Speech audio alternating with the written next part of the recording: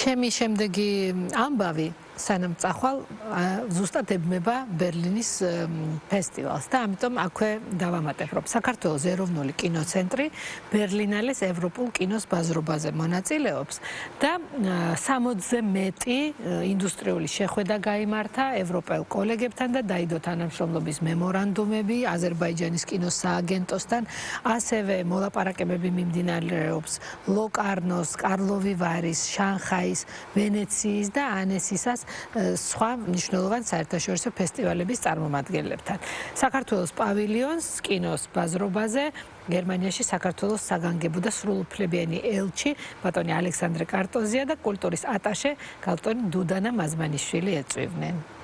სწორედ აი ამ კადრებს ნახულობთ ახლა ჩვენ. ამ დღეების განმავლობაში 60-ზე მეტი ინდუსტრიული შეხვედრა გაიმართა ცნობილ რეჟისორებთან, პროდიუსერებთან, საქართველოში კინოგადაღებით დაინტერესებულ პირებთან, ფესტივალების პროგრამერებთან, კინობაზრობების წარმომადგენლებთან. აღსანიშნავია ასევე, რომ ჩვენ დელეგაციაში წარმოდგენილნი არიან ქართველი რეჟისორები, პროდიუსერები და კინოფესტივალების პროგრამერები, რომლებიც თავის მხრივ მართავდნენ შეხვედრებს.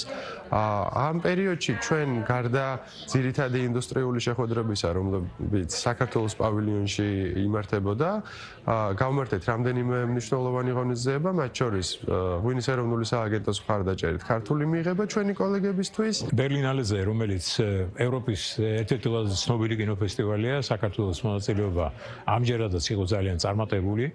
ნაჩვენები იყო გიორგი ვაშვილის ფილმი თვარე მამა ჩემი და გარდა ამისა კინოცენტრის წარმომადგენლები შეხვედრები ჰქონდათ თავიანთ კოლეგებთან სხვა ქვეყნიდან 60-მდე ქვეყნის წარმომადგენლებთან შედგა შეხვედრა და შედგა შეთანხმებებიც ეს ძალიან მნიშვნელოვანია. მოგეხსენებათ ქართული ფილმი ცნობილია მთელს ევროპაში, გერმანიაში ქართულ კინემატოგრაფს ძალიან კარგად იცნობენ და დავსახეთ გეგმები იმისათვის, რომ ხელმისაწვდომი და ნაცნობი გავხადოთ გერმანელი მაყურებლისათვის თანამედროვე ქართული ფილმი. რა თქმა უნდა, ქართული ფილმი და კინემატოგრაფი ცნობილია მთელი მსოფლიოსათვის, მაგრამ ჩვენც უნდა ვიაზრებდეთ იმას, რომ აი სწორედ გერმანიის კინოსფეროში ერთ-ერთი ყველაზე წარმატებული და ცნობილი ადამიანებისგან, რომლებიც არიან ბერლინის კინოინსტიტუტის, ფილმის ინსტიტუტის დამფუძნებლები, გამიგია რომ ჯერ კიდევ საბჭოთა დროში ისინი ცდილობდნენ რეტროსპექტივების სწორედ ქართული ფილმით გაეხსნათ.